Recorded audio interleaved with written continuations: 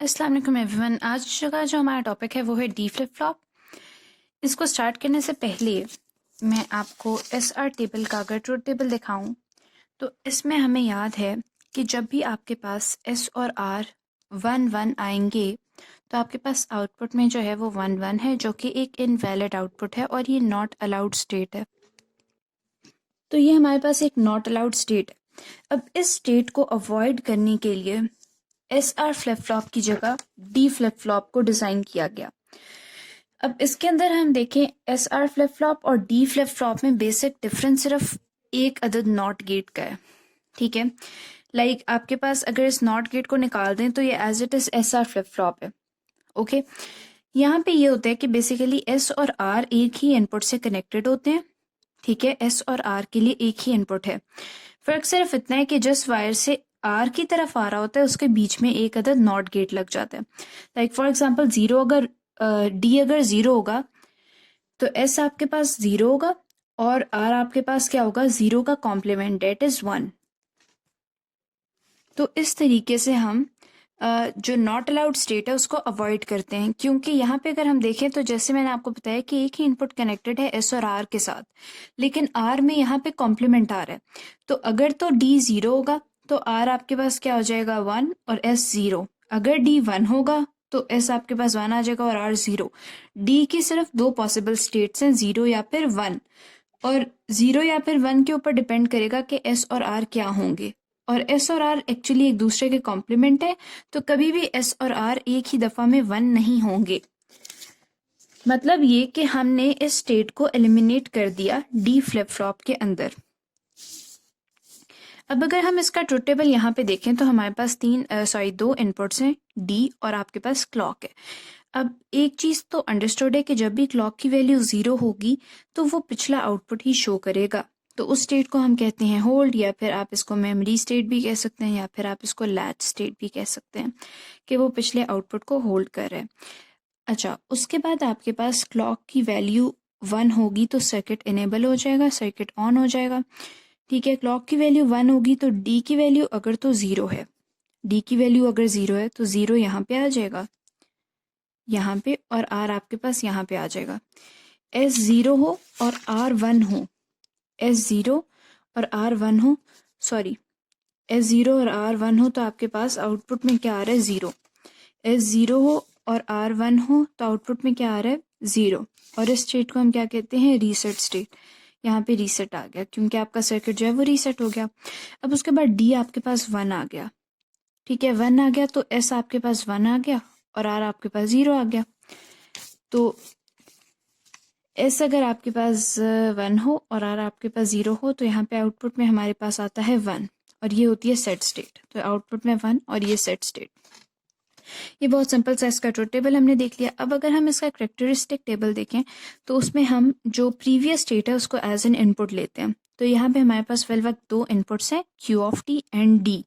ठीक है, डी आपका ये इनपुट, और ये आपके पास नेक्स्ट स्टेट है, और ये बेसिकली कॉलम जो है वो स्टेट डिफाइन करे कि रीसेट स्टेट है, सेट स्टेट है, या व्हाटएवर।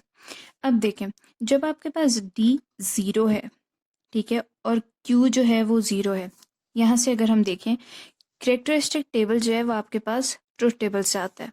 ठीक है, ओके। तो अब यहाँ पे देखते हैं, जब डी की वैल्यू आपके पास जीरो थी, ठीक है, तो आउटपुट क्या था, जीरो। तो आउटपुट आपके पास आ गया जीरो, और स्टेट कौन सी थी, रीसेट। डी की वैल्यू 1 थी तो आउटपुट क्या था, सेट। यहाँ पे सेट है तो आउटपुट में 1 आ गया, और स्टेट सेट। इसी तरह डी की वैल्यू जीरो तो रीसेट, एंड डी की वैल्यू 1 तो सेट। ये आपका करेक्टरिस्टिक टेबल हो गया। अगर अब हम करेक्टरिस्टिक इक्वेशन निकालना चाहें, ठीक है, तो वो हम कैसे निकालेंगे। ये हमने के मैप बना लिया, और इसमें यहाँ पे हमने मिन टर्म्स यहाँ पे मैंने डिफाइन कर दी 0 1 2 3। और यहाँ पे अगर देखें तो मिन टर्म 1 और मिन टर्म 3 जो है वो 1 है। तो यहाँ पे मैंने मिन टर्म 1 और मिन टर्म 3 को क्या कर दिया, 1। अब अगर मैं इसकी ग्रुपिंग करना चाहूँ तो वो सिंपल ग्रुपिंग होगी ये, और 0 1 एंड 1 1 इस ब्लॉक के लिए। अब इसमें हम देख सकते हैं कि कौन सा वेरिएबल चेंज नहीं हो रहा, तो वो ये है। ये वेरिएबल आपके पास सेकंड चेंज नहीं हो रहा, और सेकंड वेरिएबल किसको डिनोट कर रहा है, डी को। तो सिंपली जो हमारी करेक्टरिस्टिक इक्वेशन हो जाएगी वो हो जाएगी Q T plus 1 is equals to D. अब हम अगर इसका एक्साइटेशन टेबल देखें तो वो मैंने यहाँ पे ड्रॉ किया हुआ है। करेक्टरिस्टिक टेबल हमें कहाँ से मिला? ट्रुथ टेबल से, और एक्साइटेशन टेबल हमें कहाँ से मिलेगा? करेक्टरिस्टिक टेबल से। ठीक है, ओके। अब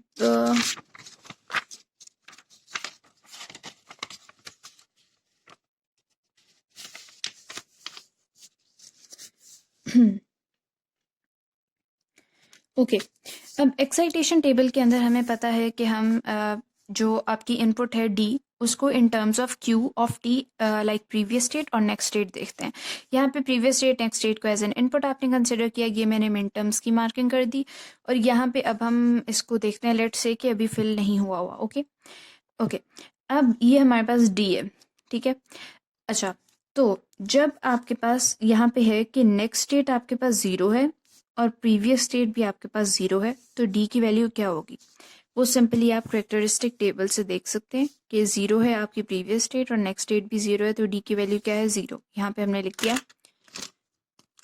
ज़ीरो, ठीक है। अच्छा, उसके बाद प्रीवियस स्टेट ज़ीरो है, नेक्स्ट स्टेट वन है, प्रीवियस स्टेट ज़ीरो है, नेक्स्ट स्टेट वन है, डी की वैल्यू क्या होगी? One. Then previous state one है, नेक्स्ट स्टेट ज़ीरो है, previous state one, next zero, D की value sorry previous state one, next state zero, then D की value zero. And then again जब आपके पास दोनों स्टेट्स वन होंगी तो आपके पास डी की वैल्यू वन होगी। ओके, अब मैंने इसका यहाँ पे कर लिया के मैप ड्रॉ, और इसकी भी अंडरस्टूड आपके पास ग्रुपिंग है, और वो है ये सिंपली, ठीक है। यहाँ पे है 0 1 एंड यहाँ पे 1 1। इसमें जो है वो कॉमन कौन सा है? Second variable. सेकंड वेरिएबल फिर क्या है? Q of T plus 1 which is next state. तो D is simply equals to Q of T plus 1। Okay, तो अब एक दफ़ा हम इसका रिव्यू कर लेते हैं। तो ये हमारे पास डी फ्लिप फ्लॉप है। बेसिक इसकी मोटिवेशन क्या थी डी फ्लिप फ्लॉप को बनाने की? ताकि हम यहाँ से नॉट अलाउड स्टेट या इनवैलिड स्टेट को एलिमिनेट कर सकें, और वो हमने अचीव कर लिया अपना पर्पस। और वो कैसे किया कि हमने एस और आर को एक ही इनपुट से कनेक्ट कर दिया, और एस आर के इनपुट के स्टार्ट में आपने एक नॉट गेट लगा दिया। यानी जब भी डी वन होगा तो इन दोनों में से एक वन होगा, एक ज़ीरो, और जब डी ज़ीरो होगा तो इन दोनों में से एक ज़ीरो, एक वन। यानी डी की दो पॉसिबल स्टेट है, या डी ज़ीरो हो सकता है और या डी वन हो सकता है, और डी की किसी भी वैल्यू पे एस और आर की वैल्यू जो है वो एक दूसरे के कॉम्प्लीमेंट्स होंगी। उसके बाद यहाँ पे हमने ट्रुथ टेबल देखा, करेक्टरिस्टिक टेबल, के मैप फॉर इक्वेशन हमने देखा करेक्टरिस्टिक इक्वेशन के लिए। ये आ गई आपकी characteristic equation. And then after it हमने एक्साइटेशन टेबल देखा, और उसके लिए हमने डी के लिए भी इक्वेशन देख ली। तो आज का जो है हमारा टॉपिक इतना ही था। आई होप कि आप लोगों को वीडियो अच्छी लगी। अगर अच्छी लगी तो इसको लाइक करें और चैनल को सब्सक्राइब करें। Thank you.